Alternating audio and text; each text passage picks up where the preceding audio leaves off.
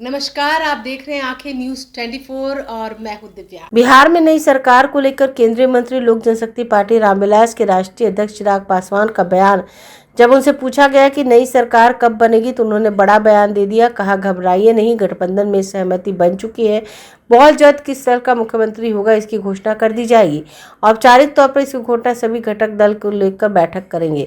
हम लोगों के बीच सरकार बनाए जाने को लेकर बातचीत शुरू है और लगभग सहमति बन गई है। तो बहुत जल्द सरकार किसके नेतृत्व में बनेगी इसकी घोषणा कर दी जाएगी। न सिर्फ प्रधानमंत्री जी के लिए बल्कि उनमें विश्वास रखने वाले उनके जितने समर्थक हैं, ये सबके लिए हर्ष और गर्व की बात है कि प्रधानमंत्री जी देश के एक ऐसे नेता बने हैं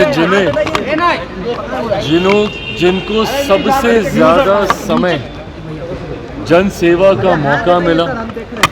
सरकार के शीर्ष नेतृत्व करते हुए उन्होंने जनता की सेवा में सबसे ज़्यादा समय बिताने का काम किया।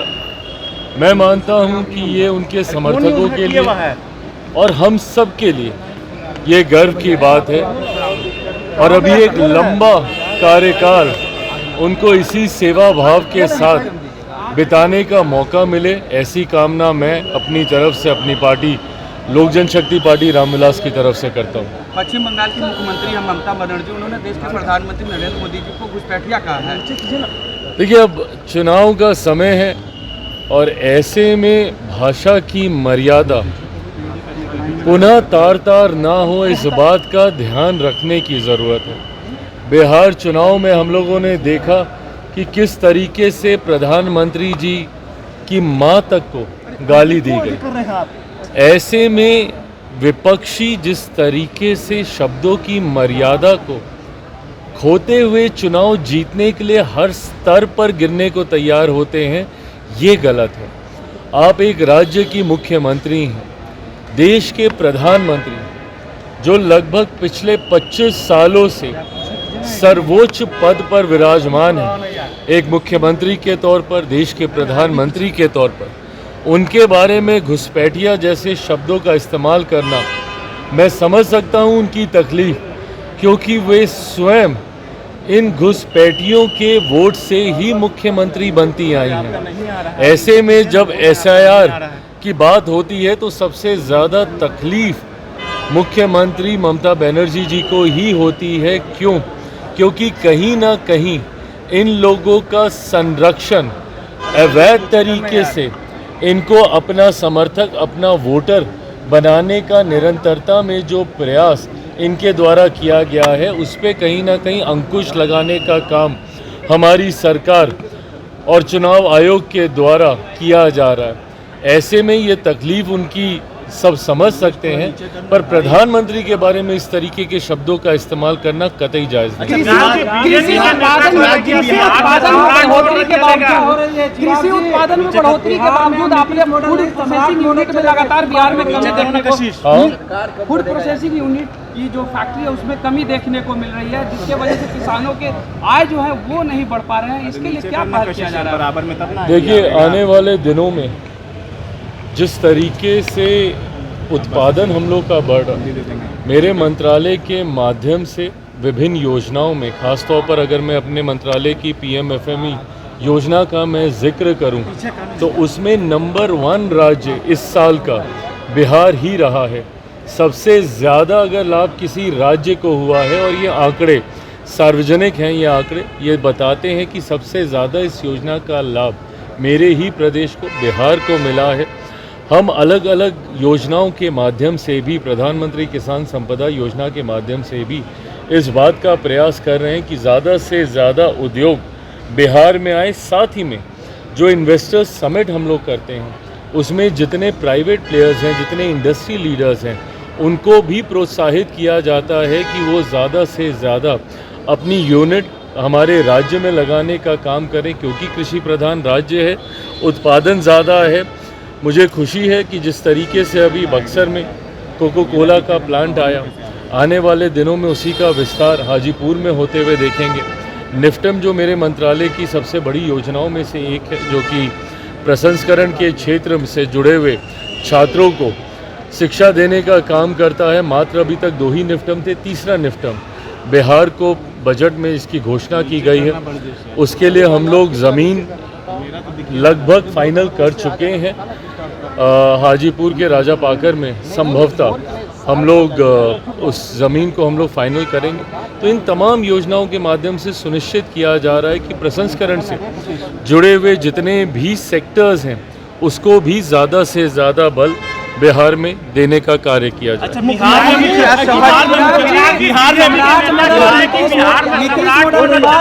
सम्राट मॉडल की बात हो रही है, सम्राट मॉडल अच्छा काम कर रहा है।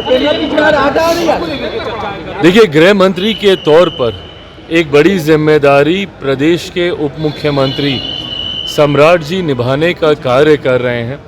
ऐसे में आने वाले दिनों में और किस भूमिका में उनका मॉडल प्रदेश में दिखेगा, ये मुझे लगता है कि समय ही बताएगा। पर मैं मानता हूँ कि जो नई सरकार भी बनेगी, उस सरकार भले वो जिसके भी नेतृत्व में वो सरकार बने, उस सरकार में अनुभव मौजूदा मुख्यमंत्री नीतीश कुमार जी का, उनका अनुभव और उनका मार्गदर्शन जरूर रहेगा। जेडीयू की तरफ से भी माना जा रहा है कि उनका मुख्यमंत्री बनाना चाहिए, क्या कहिएगा? जेडीयू की तरफ से भी कहा यह जा रहा है कि मुख्यमंत्री अगर बनाया जाए तो जेडीयू से भी बनाया जाए, क्या देख रहे हैं? देखिए, ये गठबंधन के भीतर इन तमाम विषयों को लेकर बातचीत चल रही है। It's a matter of time, समय की बात है। मुझे लगता है बहुत जल्द इसकी औपचारिक घोषणा भी कर दी जाएगी। कौन मुख्यमंत्री होगा, किस दल से मुख्यमंत्री होंगे, कौन उप मुख्यमंत्री होंगे, इन तमाम विषयों को लेकर गठबंधन के 5 दलों के भीतर चर्चाएं ही नहीं, मोटा मोटी सहमति भी बन चुकी है। मुझे लगता है बहुत जल्द इसकी औपचारिक घोषणा कर दी जाएगी, बहुत जल्द उसकी घोषणा की जाएगी। जैसा मैंने कहा, गठबंधन के भीतर मोटा मोटी इसको लेके सहमति बन चुकी है, बहुत जल्द इसकी औपचारिक घोषणा। धमकी दी है, ईरान को कहा है कि हुर्मुज का गेट अगर नहीं खोला गया तो फिर ईरान को तबाह कर दिया जाएगा।